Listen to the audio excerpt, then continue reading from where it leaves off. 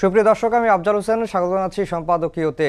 ডিসেম্বরের প্রথমার্ধে ঘোষণা করা হবে জাতীয় নির্বাচনের তফসিল। বুধবার সিইসি বলেছেন, প্লেয়াররা যদি সবাই ফাউল করার নিয়তে মাঠে নামে যে আমরা ফাউল করব, তখন রেফারির পক্ষে ওই ম্যাচ পণ্ড হওয়া থেকে রক্ষা করা সম্ভব নয়। লাল কার্ড কতজনকে দেখাবেন? সুতরাং যারা খেলবেন তাদের দায়িত্ব বিশাল। প্রধান উপদেষ্টা বলেছেন, সরকারের দ্বিতীয় পর্ব শুরু, এখন প্রধান কাজ হলো ভালো নির্বাচন। সমসাময়িক রাজনীতির নানা বিষয় নিয়ে আমাদের আজকের সম্পাদকীয়। রেফারির সতর্কবার্তা, খেলোয়াড়দের দায়, আর এসব নিয়ে কথা বলতে আমাদের স্টুডিওতে উপস্থিত আছেন মাসুদ কামাল, সিনিয়র সাংবাদিক, এবং ডক্টর রেজাউল করিম, সেক্রেটারি, ঢাকা মহানগর উত্তর, বাংলাদেশ জামায়াত ইসলামী। দর্শক, আপনারা এই আলোচনায় অংশ নিতে পারেন, এজন্য আপনাদের ফোন করতে হবে টেলিভিশনে দেখার নম্বরে। এছাড়া ফেসবুকের মাধ্যমেও আপনাদের মন্তব্য পাঠাতে পারেন। আলোচনার শুরুতেই জানিয়ে দেব এখনকার প্রধান শিরোনামগুলো। ডিসেম্বরের প্রথমার্ধে জাতীয় নির্বাচনের তফসিল ঘোষণা। অক্টোবর পর্যন্ত যারা ভোটার হবেন দিতে পারবেন ভোট। দল ও প্রার্থীর আচরণবিধি চূড়ান্ত করল ইসি।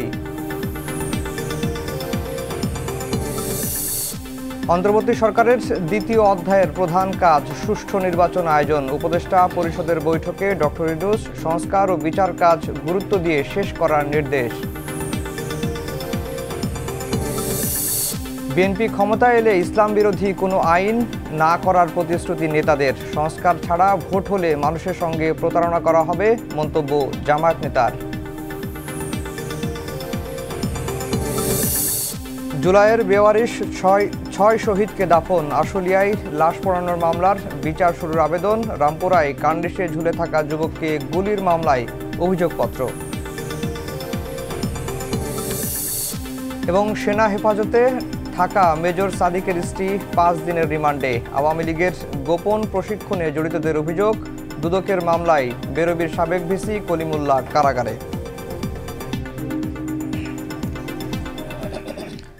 দর্শক, শিরোনাম শুনছিলেন। আমরা আজকের আলোচনার বিষয় দিয়েছি রেফারির সতর্কবার্তা, খেলোয়াড়দের দায়। মাসুদ কামাল ভাই, আপনাকে দিয়ে আলোচনা করব। গতকালকেই সিইসি এই মন্তব্যটি করেছেন যে যারা মাঠে খেলবেন তাদের দায়টা আসলে বেশি। তারা যদি ফাউল করেন তাহলে কতজনকে লাল কার্ড দেখাবেন, এই মন্তব্যটি এসেছে। আর নির্বাচন নিয়ে এতদিনের যে ধোঁয়াশা ছিল, প্রধান উপদেষ্টার কার্যালয় স্পষ্ট বার্তা দিয়েছে নির্বাচন কমিশনকে, এবং আজকে একজন নির্বাচন কমিশনার জানিয়েছেন যে ডিসেম্বরে নির্বাচনের তফসিল ঘোষণা করা হবে। এই যে ডিসেম্বরে নির্বাচনের তফসিল ঘোষণা করা হবে, রোজার আগেই নির্বাচন হচ্ছে, এর পরেও এই নির্বাচন নিয়ে যদি কিংবা কিন্তু আছে কিনা এখনো? আমি আমাকে প্রথম কথাটা বলি, যে সিইসি যেটা বলেছেন যে কতজনকে লাল কার্ড দেখাবেন, যদি সবাই ফাউল করে তাহলে কেমন হবে।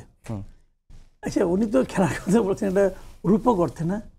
আমি রূপক অর্থে বলি, পৃথিবীতে কখনো শুনেছেন যে একটা খেলায় সবাই ফাউল করে লাল কার্ড পাওয়ার জন্য? এটা হয় না। কোনো খেলাতেই 2-3 জনের বেশি লাল কার্ড কেউ খায় না, 4জন 5জন খায় ম্যাক্সিমাম, তারপরেও খেলা চলে। কাজেই সবাইকে লাল কার্ড দেখানোর জন্য উনি যে মানে আহাজারি করছেন, এটা বাস্তবতা নয়। কারণ মানুষ তো ইলেকশনটা চায়, মানুষ তো ফাউল করতে চায় না। কেন ফাউল করতে চাবে? সবাই ভোট দিতে চায়, সবাই ভোট পেতে চায়, সবাই ভোট পেয়ে নির্বাচনে বিজয়ী হয়ে ক্ষমতায় যেতে চায়, এটাই সবার চাওয়া।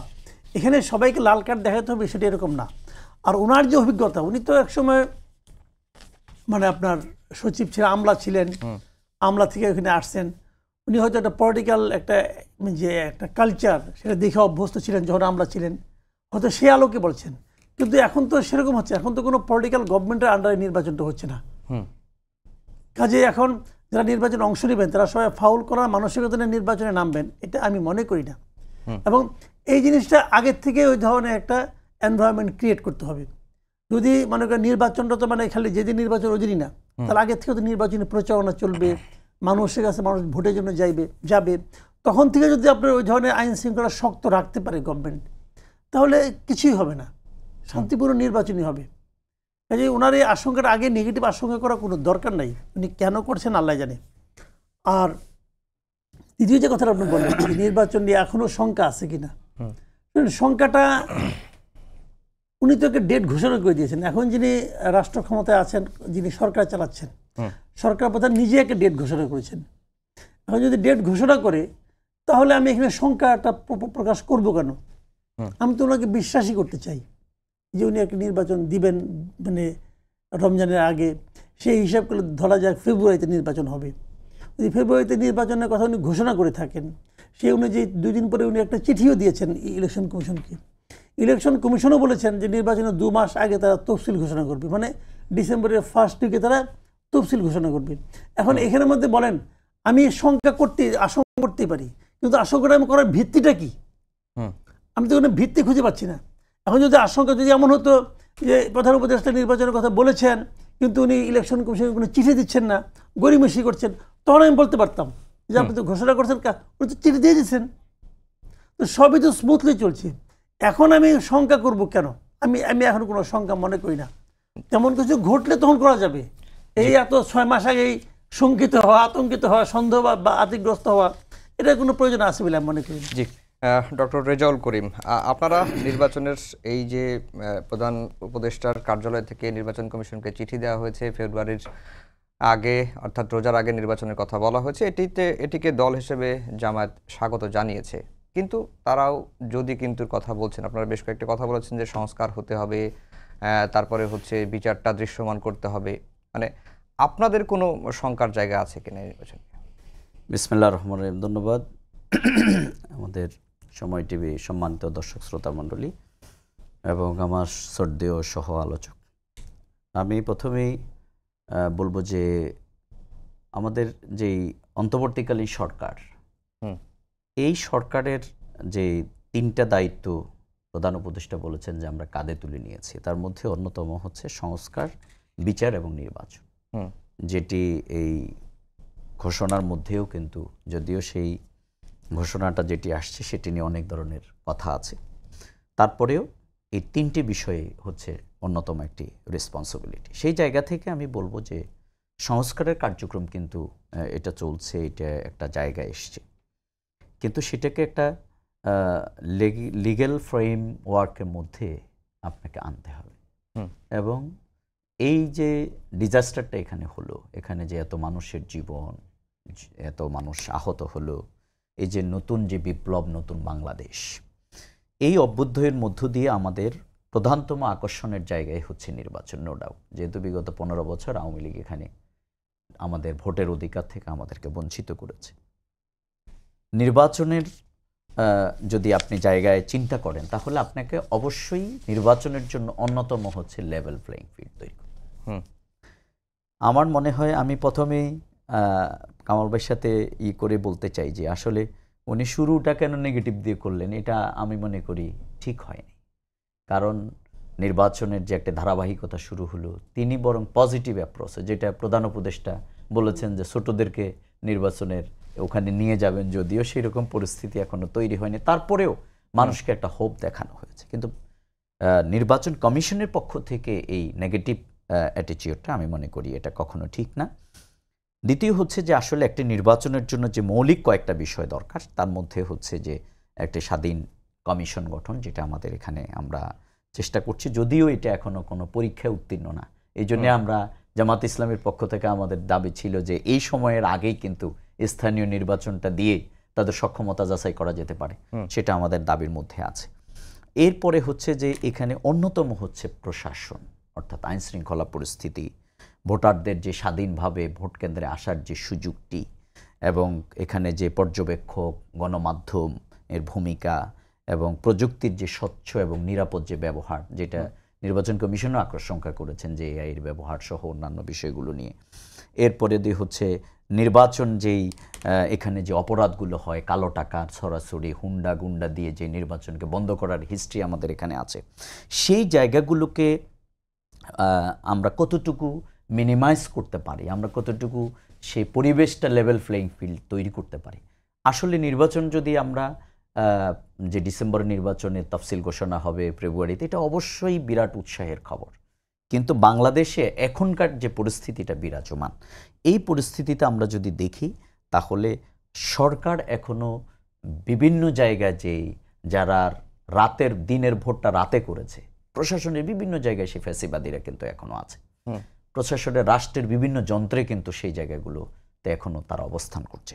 সুতরাং আজকে যদি পুলিশ প্রশাসনের কথা বলেন, তাহলে আইন শৃঙ্খলা পরিস্থিতি আপনি যদি তাকান এখানে কি অবস্থায় আছে, যদিও আজকে রাষ্ট্র আগের মতো গুম খুনের মাধ্যমে মানুষের উপরে যে নিষ্পেষণ এটা চালাচ্ছে না, কিন্তু তারপরেও যে আইনশৃঙ্খলা পরিস্থিতির জায়গায় যদি আমরা ধরি, তাহলে সেটাকে আপনি সন্তোষজনক জায়গায় এখনো রাষ্ট্র কিন্তু নিয়ে যেতে পারে নাই।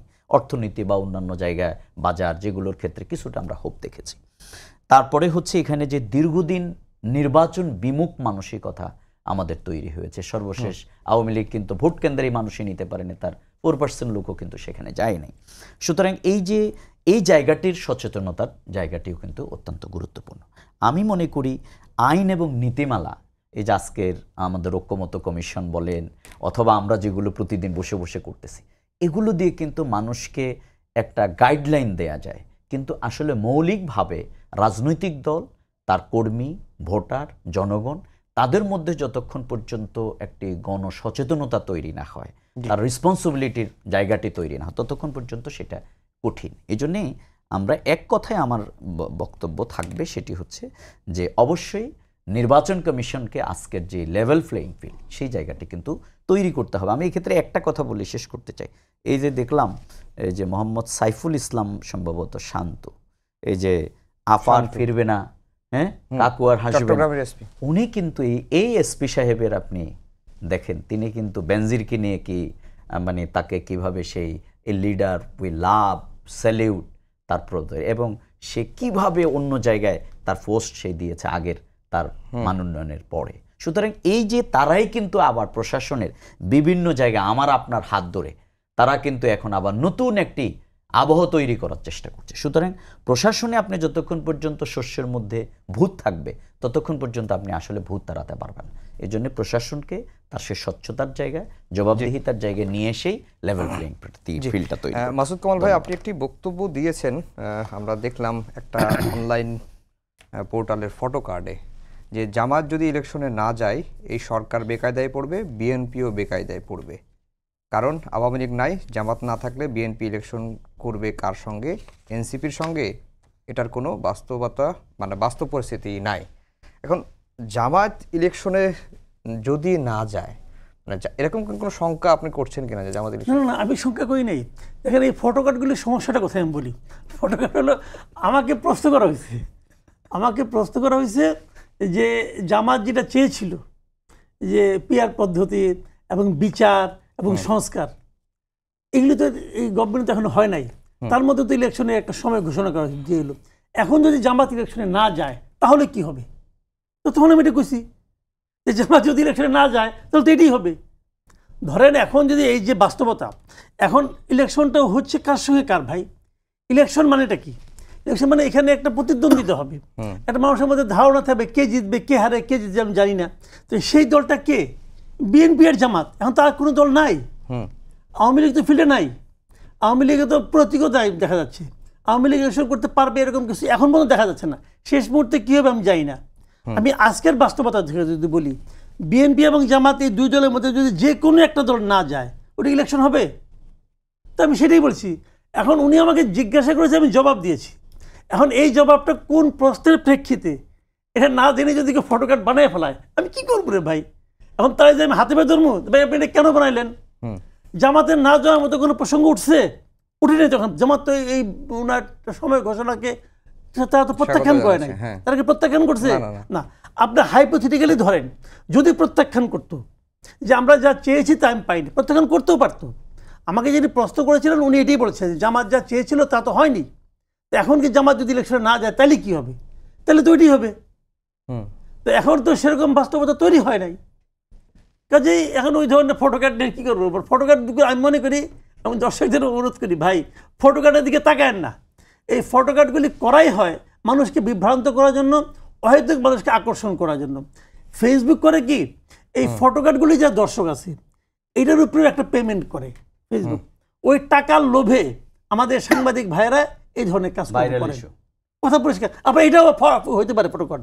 এই যেটা বললাম না, দুদিন পর দেখবেন যে এটাও ফটো কার্ড হয়ে গেছে। যাই হোক, এটা ফটো কার্ড আরেক যন্ত্রণা ভাই। একটি বিষয় আপনি বলছিলেন যে আওয়ামী লীগ নির্বাচনে অংশ নিতে পারবে কি পারবে না, এই বিষয়টা তো এখনো পর্যন্ত সুরাহা হয়নি, সরকারের তরফ থেকে কোনো কিছু বলা হয় না। তাহলে কি হবে? কি হবে আমি জানি না। আমি এটা নিয়ে একটা মন্তব্য করছিলাম, সেটা বলি। মন্তব্যটা এরকম, আমি বলেছিলাম এই যে আপনি ইলেকশনটা করতেছেন, এই ইলেকশনে আপনি একটা অন্তর্বর্তীকালীন সরকার, কিন্তু অন্তর্বর্তীকালীন সরকার মানে আমরা ধরে নিচ্ছি যে আমরা সবসময় বলেছি যে নির্বাচন হবে এমন একটা সরকারের অধীনে যে সরকারে কোনো রাজনৈতিক দৃষ্টিভঙ্গি থাকবে না, যে সরকার কোনো পলিটিক্যাল পার্টির পক্ষে অথবা বিপক্ষে কাজ করবে না, ওই নির্বাচনে তার কোনো ক্যান্ডিডেট থাকবে না, এরকম একটা সরকারকে আমরা অন্তর্বর্তীকালীন সরকার। এখন এরা বলছে আগে ছিল আমরা চাচ্ছি তত্ত্বাবধায়ক সরকার, আগামীতে ইলেকশন হলে যদি সংবিধানে সেই চেঞ্জটা আসে তাহলে সেটাই হবে। তো সেরকম ক্ষেত্রে আমার বক্তব্য ছিল যে এই যে সরকার যে নির্বাচনটা ঘোষণা করছে, এই নির্বাচনে যারা ভোট দেবেন, ইলেকশন কিন্তু কেবলমাত্র পলিটিক্যাল পার্টির জন্য না, ইলেকশন কিন্তু মূলত ভোটারদের জন্য। আমি ভোটার হিসেবে আমি নির্বাচন করব যে আগামী 5 বছর আমার এই সরকারটা পরিচালনার দায়িত্ব আমি কাকে দেব, এটা কিন্তু আমি নির্ধারণ করব। কিন্তু কাজেই এই ভোটারদের যে স্বাধীনতা, ভোটারদের যে অধিকার, সেটা প্রতিষ্ঠা পাওয়া দরকার। তা আমি প্রশ্নটা করেছিলাম যে বাংলাদেশে আমার জানা মতে, আমি যতটুকু বুঝি, মানে নানা রকম আওয়ামী লীগের এই দুঃশাসন অমুক তমুক সব বাদ দিয়ে আমি যদি বলি, বাংলাদেশে কমপক্ষে 1 কোটি কিংবা তারও বেশি ভোটার আছে যারা জীবনে কোনোদিন নৌকা মার্কা ছাড়া অন্য কোনো মার্কায় ভোট দেয় নাই, আছে কিন্তু। এই 1 কোটি, আমি যদি 1 কোটিও ধরি, খুবই কনজারভেটিভ হিসাব করলাম আমি, যদি 1 কোটিও ধরি, এটা 4 কোটিও হতে পারে, যদি 1 কোটিও ধরি, তাহলে আমার প্রশ্ন হলো এই 1 কোটি ভোটারের জন্য আপনি কি বিকল্প রাখলেন? আমি এই প্রশ্নটা সরকারকে করতে যাচ্ছি। আপনি 1 কোটি ভোটারের জন্য আপনি কি বিকল্প রাখলেন? এরা কি বলবে? এরা কোথায় যাবে? এরা যদি বলে আমার পছন্দনীয় প্রার্থীর নাম এবং মার্কা আমি ওই ব্যালট পেপারে পেলাম না, তাহলে তারা তো বঞ্চিত হলো, তারা তো তাদের গণতান্ত্রিক অধিকার প্রয়োগ করতে পারলো না। তাদের জন্য আপনার কি চয়েস, তাদের জন্য আপনি কি পরামর্শ? এটা আমি সরকারকে প্রশ্ন করেছি। জি, ডক্টর রেজাউল করিম, একটি বিষয় যেটি আমি মাসুদ কামাল ভাইও বলছিলেন যে আওয়ামী লীগের কম বেশি 1 কোটিরও বেশি ভোটার রয়েছে, কিন্তু আওয়ামী লীগ আগামী নির্বাচনে অংশ নিতে পারবে কি পারবে না সেই বিষয়টি নিয়েও কিন্তু এখনো সরকার খোলাসা করে নাই। ধন্যবাদ। প্রথম কথা হচ্ছে যে আওয়ামী লীগ এখানে যে গুম খুন হত্যা রাহাজানি, শিশু থেকে শুরু করে বৃদ্ধ পর্যন্ত যে হত্যার রাজনীতি এখানে করেছে, এবং যেই মানে হিটলার সেই অন্যান্য যে বিভিন্ন জায়গায় যেই ফ্যাসিবাদী কার্যক্রম পৃথিবীর জায়গাগুলোতে হয়েছে, অত্যন্ত নির্মমভাবে আপনি ক্ষমতার জন্য শিশুকে হত্যা করা, ক্ষমতার জন্য বৃদ্ধকে হত্যা করা, মানুষকে আগুনে পুড়িয়ে ফেলা, এটা পৃথিবীর ইতিহাসে বিরল। সুতরাং আওয়ামী লীগ এখন কিন্তু এখানে বাউন্ড হয়েছে। আমি জানি না আমাদের কামাল ভাই এটা কি উদ্দেশ্যে বলছেন, যে তিনি কি আওয়ামী লীগকে ইলেকশনে চাচ্ছেন কিনা। বাংলাদেশের মানুষ আওয়ামী লীগকে গ্রহণ করবে না, কারণ আজকের এই সরকারের ব্যর্থতার সবচেয়ে বড় জায়গাটি হচ্ছে যে না, আওয়ামী লীগের, আমি বলছি সবচেয়ে বড় ব্যর্থতার জায়গা হচ্ছে যে আজকের এই দিনে 1 বছরে আওয়ামী লীগের এই ফ্যাসিস্টদের অন্তত কয়েকজনের বিচার দৃশ্যমান হওয়া দরকার ছিল। সুতরাং আওয়ামী লীগের কার্যক্রম এখন নিষিদ্ধ।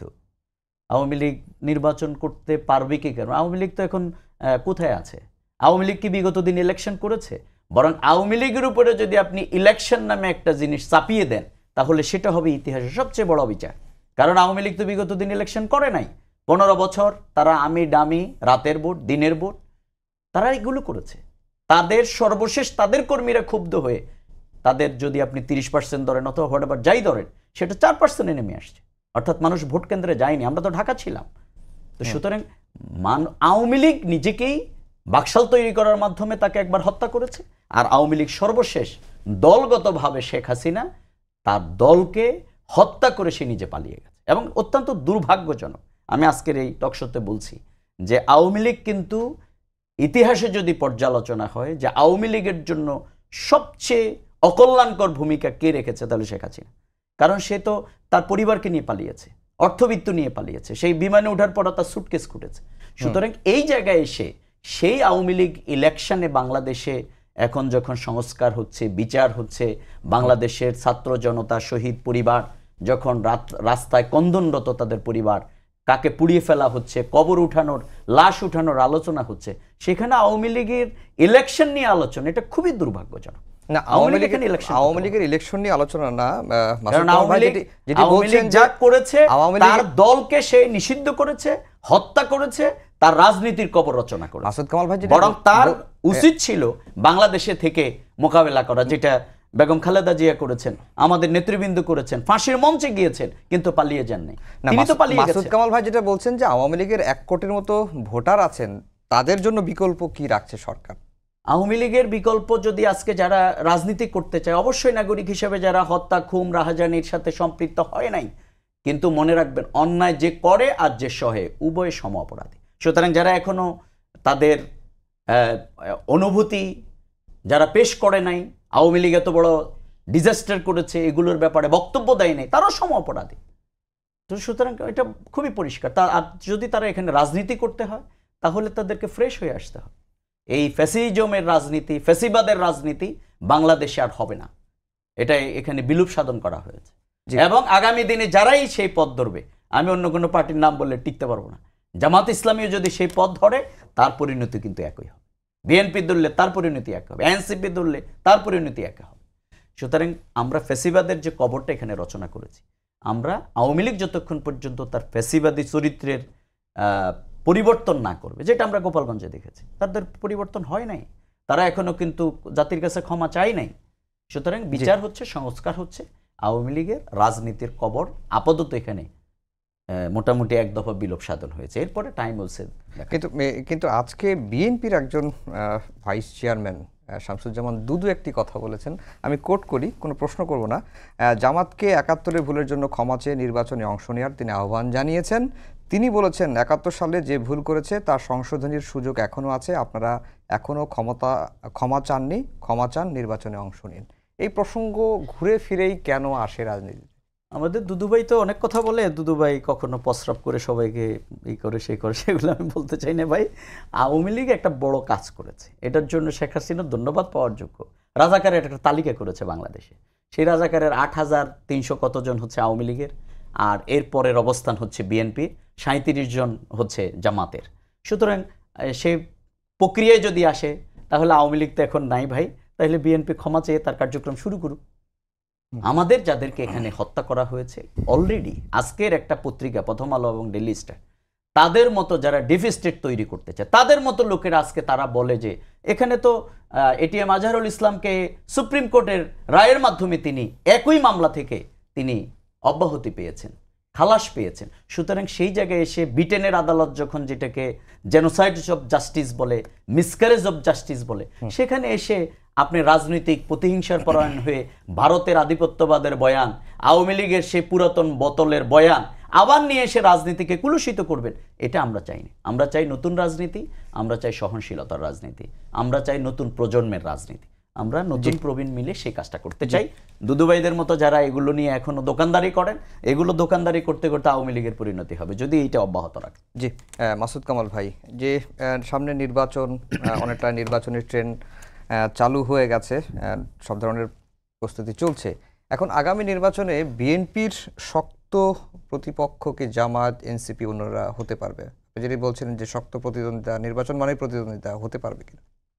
না, এটা বলা বড় কঠিন, বলা কঠিন এই কারণে ধরেন জামাত তো একটা ভালো অবস্থানে আছে, এবং যতই দিন যাচ্ছে জামাতের অবস্থান অল্প অল্প করে ভালো হচ্ছে। এটা ভালো হওয়ার কারণ হলো যে মানুষ তো আসলে বিচার করার চেষ্টা করছে যে সামনের দিনে কে আসবে, কে যাবে। তবে বিএনপি অনেক বড় দল, তো অনেক বড় দল, এবং আপনি এখন তো যে জিনিসটা হবে প্রায়ই দেখবেন আপনি এই ভোটের ইকুয়েশনটা হতে থাকবে। যদি ভোটের ইকুয়েশনটা এত দূরবর্তী সময় থেকে আমাকে করতে পারেন, তাহলে আমি যেটা বলবো যে বিএনপি অনেক বড় দল, এবং জামাত মনে করেন 5 গত 1 বছরে অনেকটা অগ্রসর হয়েছে। এই কারণে সাধারণ মানুষ দেখেছে যে গ্রামাঞ্চলে এবং প্রত্যন্ত অঞ্চলে যে চাঁদাবাজি, দখলদারি, এটার মানে 90% বিএনপি করেছে। কিছু জায়গায় এনসিপি লোকজন করেছে, জামাতের নাম খুব কম আসছে, জামাতে কিছু আছে কিন্তু সেটা কম। তো সেইভাবে মানুষ কিন্তু ওই এলাকার কর্মকাণ্ড দেখে বিচার করে, সেইভাবে জামাতের একটু মনে হয় পজিটিভ, একটু হোমওয়ার্ক আছে, ওটা অস্বীকার করার কোনো উপায় নাই। কিন্তু এটা করে তারা বিএনপির যে বিশাল গ্যাপ যেটা ছিল, সেই গ্যাপটাকে ওভারকাম করতে পারবে কিনা, এটা নিয়ে আমার সন্দেহ আছে প্রচুর। তারপরে আরেকটা কথা হলো যে আওয়ামী লীগ যদি ইলেকশন করতে না পারে, আওয়ামী লীগের যে ভোটগুলো, এই ভোটগুলো কিন্তু আমার ধারণা আওয়ামী লীগের যে জেনুইন যেগুলো আওয়ামী লীগের ভোট আছে, নৌকা মার্কের যে ভোটগুলো আছে, এগুলির মধ্যে আমার ধারণা যে নিয়ার অ্যাবাউট 50% তারা ভোট কেন্দ্রে যাবে না, এটা আমার ধারণা। যে 50% যাবে, অথবা যদি 40%ও যায়, যারা যাবে তারা কোথায় ভোট দেবে? তারা আর যাই হোক এনসিপি এবং জামাতকে দিবে না, এটা হলো আমার ধারণা। আমার ধারণা কিন্তু ভুল হতে পারে, আমি আবারও বলছি, আমি তো আর দেখে আসি নাই, আমি তো প্রত্যেকের মনের মধ্যে ঢুকি নাই যে ভাই তুমি কি করবা, কিন্তু বলতে পারবো না। তারা এনসিপি আর জামাতকে তারা ভোটটা দিবে না। এই কারণে দিবে না, তারা মনে করে যে তাদের দলকে যে এই রাজনৈতিক কর্মকাণ্ড নিষিদ্ধ করা হয়েছে অথবা নির্বাচনে বাইরে রাখা হয়েছে, এই পুরো কাজটা এনসিপি এবং জামাত করছে, এটা ওরা মনে করে। তো সেই বিবেচনায় বাকি থাকলো কে? বাকি থাকলো বিএনপি অথবা বাম দল যেগুলো আসছে, যদি খুচরা বসে কিছু থাকে তারা হয়তো ওদিকে কিছু যাবে, কিন্তু ম্যাক্সিমাম ভোটই ওখানে বিএনপির সঙ্গে আসবে। যদি বিএনপির কাছে যায় তখন কিন্তু যে গ্যাপটা জামাত এর মধ্যে মানে কমিয়েছিল তার চেয়ে অনেক বেশি ভোট কিন্তু তখন বিএনপি পেয়ে যাবে। কাজে আমার কাছে মনে হয়েছে আগামী নির্বাচনে জামাত অনেক ভালো করবে, কিন্তু অনেক ভালো করলেও বিএনপির সঙ্গে ভোটের লড়াইয়ে হয়তো নাও পারতে পারে। আবার এটা এক সময় কিন্তু আসলে 6 মাস, এই 6 মাসে আরও অনেক কিছু চেঞ্জ হতে পারে, আরও অনেক নতুন নতুন ইকুয়েশন বেরোতে পারে। আমি জানি না কি হবে, 6 মাস পরে বোঝা যাবে। জি, ডক্টর রেজাউল করিম, আপনারা ইসলামী দলগুলোর সঙ্গে মানে ইসলামিক দলগুলোর ভোট এক বাক্সের নিয়ে আসার অনেক প্রক্রিয়ায় আমরা দেখেছি, অনেক আলোচনা হয়েছে, অনেক বৈঠক হয়েছে, সেটি আসলে কতদূর? ধন্যবাদ। আসলে রাজনীতিতে ওই শেষ কথা নেই, সেটাই আর কি। সুতরাং এটা আলোচনা তো দীর্ঘদিনের, যে বাংলাদেশের ইসলামপন্থী যারা সত্যপন্থী, এবং বিশেষ করে দেখেন এখানে আমি একটা কথা বলতে চাই, বাংলাদেশের যে প্রবলেম, দুটি প্রবলেমকে আমরা মূল আইডেন্টিফাই করি। একটা হচ্ছে দুর্নীতি এবং দুঃশাসন। এটি কারা করে? যখন মানুষ তার যে মোরাল যে ব্যারিকেডটা আছে এটাকে যখন ক্রস করে, অর্থাৎ মানুষ হিংস্র হয়, তখন মানুষ চাঁদাবাজি করে, লুণ্ঠন করে, অন্যের অধিকার হরণ করে, ধর্ষণ করে। সুতরাং এই জায়গায় কিন্তু ইসলামপন্থীদের যেই কন্ট্রিবিউশনের জায়গাটা, অর্থাৎ রাষ্ট্রের দুর্নীতি, অন্যের উপরে অবিচার, জুলুম, এই জায়গায় কিন্তু তাদের অবস্থানটা আপনি ওকে বলতে হবে যে মানে খুবই কম, অর্থাৎ নেই বললেই চলে। পার্সোনালি হয়তো মানুষ হিসেবে কোনো অপরাধ করে, কিন্তু তাদের মোরাল একটা মোটিভেশন এবং অ্যাপ্লিকেশনের কারণে তারা এই কাজগুলো করে না। সুতরাং মানুষের এই প্রত্যাশাটার জায়গাটা বেশি তৈরি হয়েছে আওয়ামী লীগের দুঃশাসনের কারণে। 53 বছরের বাংলাদেশ যারাই শাসন করেছে, দুর্নীতি দুঃশাসনের কারণে মানুষের মধ্যে এই জায়গাটা তৈরি হয়েছে। অর্থাৎ ইসলামপন্থী যারা আল্লাহকে বিশ্বাস করে, যারা মোরাল একটা ব্যারিকেড অথবা সেলফ কনফিডেন্ট দিয়ে তাদের যে নিজেদেরকে যারা পরিচালিত করে, এই জায়গাটি মানুষের প্রত্যাশা। এটা আমি মনে করি বাংলাদেশের 90% মুসলমানের দেশে এটা হতে পারে, এবং এই প্রয়াসটা, এই প্রত্যাশাটা এটা মানুষের একটা স্বাভাবিক প্রত্যাশা আমি বলব। সেই জায়গা থেকে জামাত ইসলামী এবং অন্যান্য ইসলামিক দলগুলোর যেই আলোচনা সেটি অব্যাহত আছে, এবং আমরা তো মনে করছি যে এই চাঁদাবাজি, লুণ্ঠন, অবিচার, মানুষের উপরে এই বিপ্লব পরবর্তী অনেক কিছু যেগুলো হচ্ছে, আমার দেশ পত্রিকা গত সপ্তাহে সম্ভবত রিপোর্ট করেছে যে চাঁদার রেট আগে থেকে একটু বেশি আছে। সুতরাং সেই জায়গাগুলো প্রশাসন কিন্তু লেনদেন ব্যাপক হারে করতেছে। পুলিশ প্রশাসন আগের জায়গায় কিন্তু সেই ভাটবটোয়ারার জায়গায় চলে গেছে, রাজনৈতিক দলগুলো করতেছে। এবং আপনি টিআইবির একটা রিপোর্ট, যেটা কামাল ভাই বলেছেন, 92% অপরাধ এই বিপ্লব উত্তর এটা বিএনপির মাধ্যমে সংগঠিত হয়েছে, আওয়ামী লীগের 22% হিসাব দিয়েছে। সুতরাং এই জায়গাটিকে যদি মানুষের দেখার কারণে, মানুষের যে সচেতনতার জায়গা, মানুষ কিন্তু এখন ফেসবুকের কারণে আর ইউটিউবের কারণে প্রত্যেক মানুষ নাগরিকই কিন্তু সচেতন, সেই জায়গা থেকে মানুষের এই প্রত্যাশাটা। তো জামাত ইসলামী অন্যদের সাথে এবং এর বাহিরেও যারা জাতীয়তাবাদী শক্তি, তারাও এর সাথে হয়তো আপনি দেখবেন যে ইলেকশনের সময় অনেকেই হয়তো বেরিয়ে আসে এর সাথে যুক্ত হবে, কারণ বাংলাদেশের মানুষ আর এই দুঃশাসন আর দুর্নীতি দেখতে চায় না। আমাদের আমির জামাত ডক্টর শফিকুর রহমান, তিনি অসুস্থ হয়েছেন সমাবেশে, কিন্তু তিনি তার বক্তব্যের স্ট্রং যে কমিটমেন্টের জায়গা ছিল যে আমরা যদি নির্বাচিত হই, জনগণ আমাদেরকে ক্ষমতার জন্য বাছাই করে, তাহলে আমরা কি করব না সেটি বলেছেন। আর অন্যতম একটা যেটা জাতীয় পত্রিকায় আপনার হেডলাইন করেছেন যে আমরা এই ফ্যাসিবাদের বিরুদ্ধে লড়াই করে আমরা বিজয়ী হয়েছি, আগামী দিনে আমাদের বিজয়ের জায়গা আমরা ঠিক করেছি দুর্নীতির বিরুদ্ধে। আজকে সুতরাং সেই জায়গা থেকে আমরা আশা করব যে বাংলাদেশে যারা নট অনলি ইসলামিক দলগুলো, যারাই বাংলাদেশের এই দেশের উন্নতি, অগ্রগতি, কল্যাণ এবং তরুণ প্রজন্ম যারা চাচ্ছেন তারা হয়তো সকলেই মিলেই একটা প্ল্যাটফর্ম তৈরি করা সম্ভব। আজকে একটি পত্রিকার রিপোর্টটি এরকম ছিল যে বিএনপির ভারপ্রাপ্ত চেয়ারম্যান বা বিএনপির কাছেই কূটনৈতিকরা জানতে চাচ্ছেন যে বিএনপি যদি ক্ষমতায় যায় তাহলে দেশ কিভাবে পরিচালনা হবে, তারা কি করতে চান। আমি যদি এই প্রশ্নটা আপনাদের করি যে আপনারা যদি ক্ষমতায় যান বা ইসলামী দলগুলো যদি ক্ষমতায় যান তাহলে আপনারা কিভাবে দেশ পরিচালনা করবেন? হ্যাঁ, এটা নিয়ে তো আপনি বিএনপির কথা না শুধু, এটা আপনারা দেখেছেন যে বাংলাদেশের এই বিপ্লব পরবর্তী বাংলাদেশের সকল কূটনৈতিক অফিসগুলো, তারা কূটনীতিকরা জামাত ইসলামীর আমির নেতৃবৃন্দের সাথে একবারে সিরিজ অফ মিটিং তারা করছেন এবং তাদের বক্তব্য এখানে এটাই ছিল যে আপনারা যদি রাষ্ট্র পরিচালনার সুযোগ যদি পান তাহলে আপনারা কি করবেন। আমি মোটা দাগে যে দুইটা কথা বলেছি, আমরা আমাদের এই বাংলাদেশের এখনও বাংলাদেশের মানুষ কিন্তু সামগ্রিকভাবে কিন্তু অসৎ না, বরং তাদেরকে কিছু লোক অসৎ করে অপরাধের দিকে তাদেরকে এই যে আপনি পুলিশ প্রশাসন যদি বলেন এখনো 60% অথবা এর থেকেও বেশি হোয়াটএভার আই ডোন্ট নো মানে পাবেন যারা সৎ। সুতরাং এই যে আমাদের সিস্টেমগুলো এখানে আমাদেরকে করে রেখেছে, এই জন্য আমাদের মোরাল মোটিভেশনের সাথে সাথে আমরা এই দেশের সকল মানুষের জন্য একটা বাংলাদেশ, সব ধর্ম সব বর্ণ সবার জন্যে, এই জায়গাটা আমরা বিনির্মাণ করতে চাই। এবং আমরা মনে করি ছাত্র সমাজের এবারে যে স্লোগানটা মোর সিগনিফিকেন্ট উই ওয়ান্ট জাস্টিস, একটা স্লোগান তারা দিয়েছে, সেই ইনসাফের বাংলাদেশ যদি হয় তাহলে সব মানুষে তার অধিকার পাবে, সব ধর্ম বর্ণ সব মানুষের সেটা পাবে, সেটা আমরা বিনির্মাণ করতে চাই।